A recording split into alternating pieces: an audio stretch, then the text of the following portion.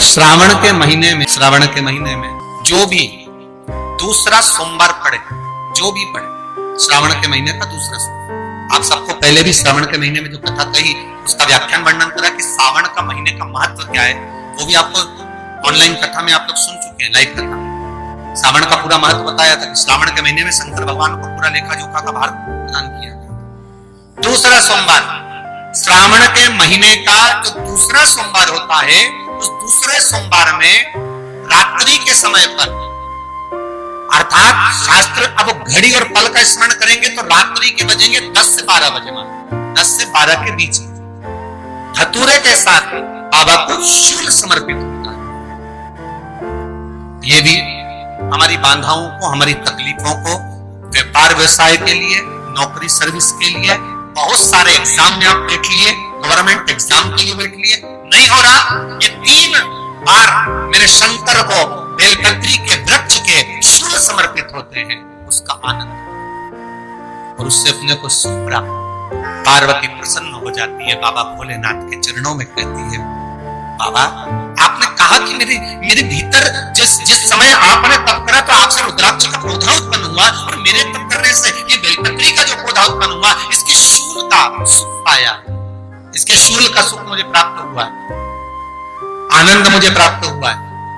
महाराज बेलपत्री का पत्ता, बेलपत्री का कांटा, अम्मा का पार्वती दूसरा संवाद कह रही है बाबा भोलेनाथ जी से, बाबा मेरे द्वारा निर्मित इस बेलपत्र के वृक्ष में जो फल लगता है, वो फल की महत्वता श्रावण के महीने में किसी भी एक सोमवार को अगर व्यापार नहीं चल रहा है, नौकरी नहीं मिल रही है, तो कोई तकलीफ आ रही है, तो कोई कष्ट आ रहा है, कोई रोग बढ़ रहा है, डॉक्टर से ऐसा लग रहा है कि ये बड़ी बीमारी बताने वाला है, शरीर में कोई गांठ पड़ गई है और वो जांच के लिए गई है, तो बिल्कुल श्रावण के महीने में किसी भी एक सोमवार को गंगा जल लेकर जाइए शिव मंदिर में, शंकर जी के मंदिर में थोड़ा सा गंगा जल नंदी को समर्पित कर कर, थोड़ा अशोक सुंदरी को समर्पित कर कर, थोड़ा गणेश और कार्तिकेय को समर्पित कर कर, थोड़ा सा गंगा जल जया विषहारा शामरीबारी दौतली और देव को समर्पित कर कर, थोड़ा सा गंगा जल शिवलिंग पर समर्पित कर दो और उस गंगा जल को वापिस झेल कर लेकर आओ। 3 दिन तक लगातार उस गंगा जल को पीना प्रारंभ करो, उसके बाद जांच के लिए आप कहीं पर भी जाइए, बाबा कृपा जरूर करेगा, ये निश्चित। ये शिवलिंग जलाधारी यहां से जल अशोक सुंदरी के पास में से नीचे की ओर गिर रहा, ठीक है। बेलपत्र नहीं है आपके पास चढ़ाने के लिए, मत चढ़ाओ। जल नहीं है चढ़ाने के लिए, मत चढ़ाओ। अक्षत नहीं है चढ़ाने के लिए, मत चढ़ाओ। पुष्प नहीं है शिव जी को चढ़ाने के लिए, मत चढ़ाओ। शमी पत्र नहीं है, मत चढ़ाओ।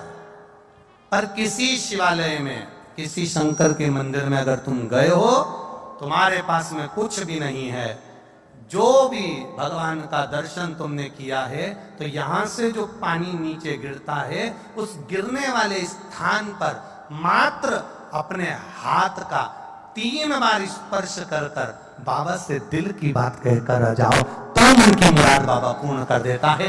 वो सहज प्रसंग है। पहला दिन एक बेलपत्र शिव को अपनी मनोकामना कर कर रोग धोग बीमारी तकलीफ कष्ट दूर करने के लिए शंकर के शिवलिंग पर अगर बन सके तो मंदिर में, आप लोग तो यहाँ हैं तो देवाधिदेव महादेव कंकर शंकर को चढ़ाओ, और अगर बेलपत्र नहीं हो तो बेलपत्र जो चढ़ी हुई हो उसी को धोकर वापिस चढ़ाओ। वापिस और सावन का महीना है, दिल से बाबा को ले जाए।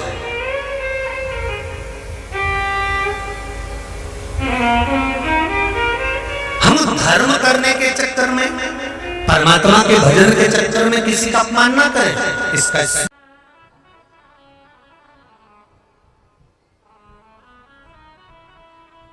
जब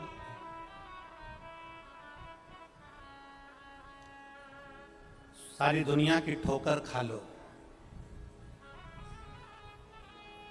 सारी दुनिया के हाथ जोड़ लो, सारी दुनिया से निवेदन कर लो, और उसके बाद भी तुम्हारी दुख की घड़ी समाप्त नहीं हो, तब प्रयास करना तुम्हारे घर में कोई गमला हो,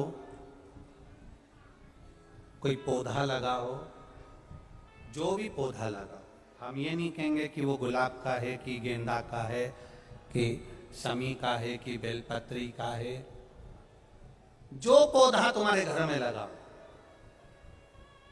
जो पौधा, एक प्रयास करना। अभी सावन चालू हुआ है,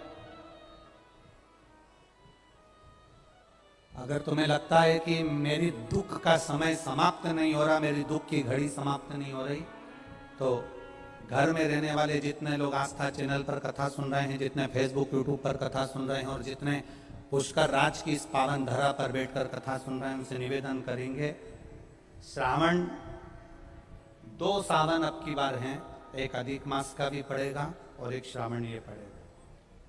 ये जब 2 श्रावण पड़ते हैं तो इसमें हरि और हर का मिलन होता है, हरि और हर का मिलन, क्योंकि अधिक मास जो है वो भगवान पुरुषोत्तम का है, भगवान विष्णु का, और सावन के मध्य में अगर पड़ रहा है तो देवाधिदेव महादेव के साथ भगवान हरि का मिलन हुआ है, इसलिए इसको हरिहर श्रावण कहते हैं। ये 2 महीने के श्रावण में अगर मान लो एक दिन आपका निकल भी गया, 2 दिन आपके छूट भी गए, कोई दिक्कत की बात नहीं।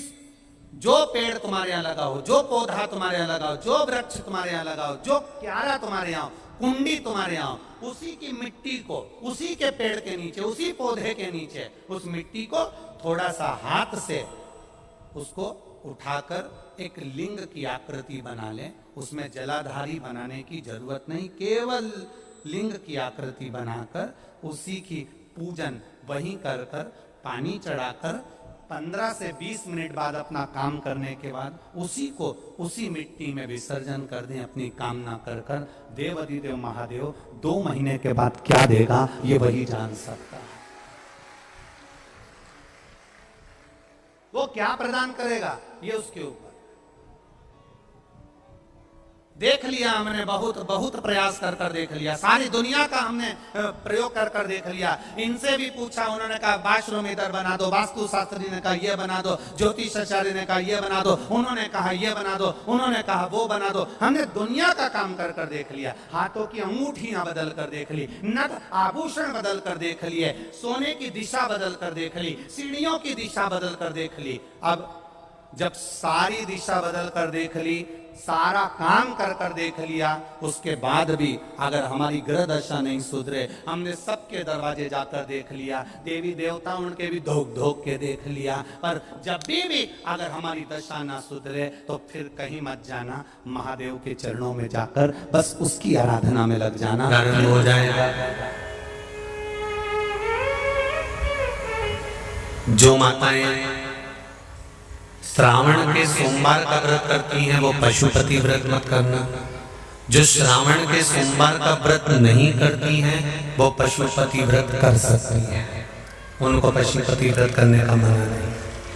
पर यदि श्रावण का व्रत आप पहले से करते आ रहे हो, श्रावण महीने का व्रत करते आ रहे हो, या श्रावण के महीने में तुम सोमवार करते आ रहे हो, तो फिर पशुपति व्रत ना करते हुए इसको 1 महीना, भले 2 हुए हो, 3 हुए हो, 4 हुए हो, रोक दो।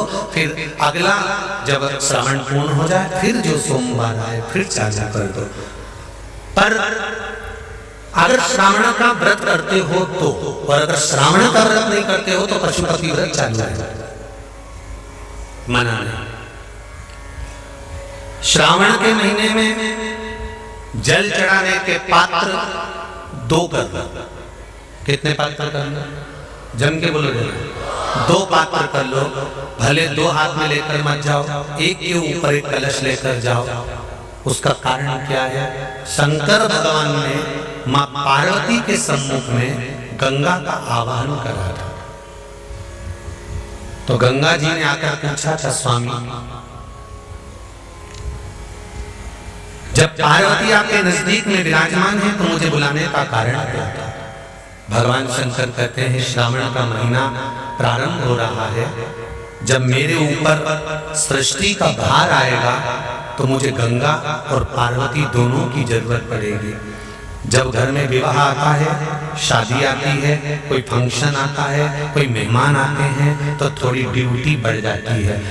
रोज 8 बजे उठते हो, पर शादी रहती है तो कितनी बजे उठना पड़ता है? सुबह 6 बजे 7 बजे। यहाँ पर भी आप रोज अपने घर पर उठते होगे 8 बजे तक 7 बजे तक, पर यहाँ तो तुम जब सो रहे होगे तो सवेरे कब हो जाती है और रात कब हो जाती है तुम्हें नहीं मालूम पड़ता होगा कि कब रात होगी कब सुबह होगी। लोग ढोलक पीते पीते पीते पीते 11, 12, 1 और तुम्हारी लग गई झपकी और बज गई 3:30, सब लग गए लाइन में नहाने और तुम भी भगी जल्दी से नहाने। अब नहाने भी कहा जाए तो माता इतनी चतुर, उन्हें का बरसती हो रही है जल की। भगवान भी सोच समझ के पानी गिराता था, 3 बजे से गिराना चालू करता था 6 बजे तक। उस बीच में भगवान को भी मालूम है मिश्रा जी कहाँ से नल लाएगा, इसलिए उन्होंने चारों तरफ से पानी गिराया और नहाना किया। बोलो सही है कि गलत है?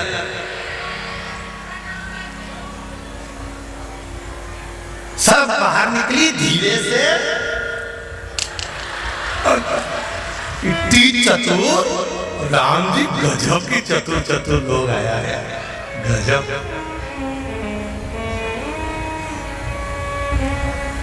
पर एक बात कहूंगा, दिल लेकर आए हो, मेरा महादेव भी तुमको दिल से लुटाएगा। दिल लेकर आए हो। कल हम जब आप लोगों से मिलने, हमारा नियम है जो हम जहाँ भी कथा भी करते हैं, चाहे रायसेन करी हो, चाहे सागर करी हो, चाहे जहाँ कथा करते हैं वहाँ रात में जो लोग रुकते हैं उनसे प्रयास रहता है कि थोड़ा मिले। एक नियम बना रखा, भले वो 1,00,000 लोग हों, 25,000 हो, 50, और जितने टेंट लगते हैं सब में मिलने का मन करता है। आपसे कल भी मिलने आए थे और कई लोगों की आंख में आंसू भी थे, कई लोगों के हृदय भी नम थे कि हम अब कल चले जाएंगे। पर दुख मत करना,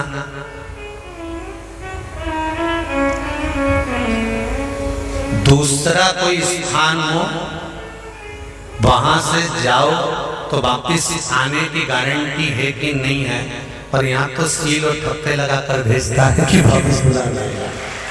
तो फिर क्या दिक्कत? उसकी आराधना मात्र करिए।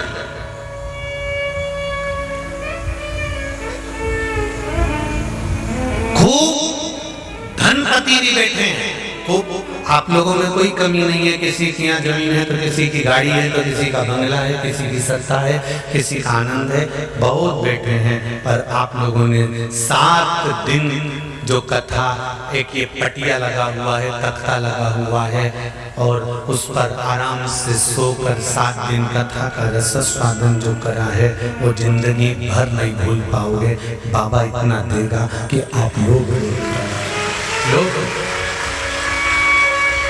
उसकी कृपा ही बरसती है।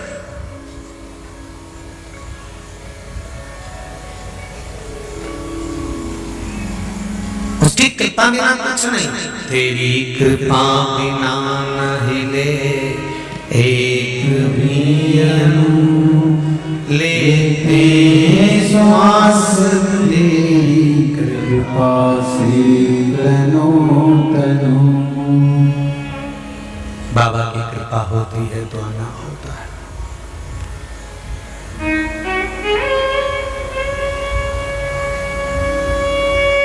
कोई नेपाल से, कोई झारखंड से, कोई उत्तराखंड से, कोई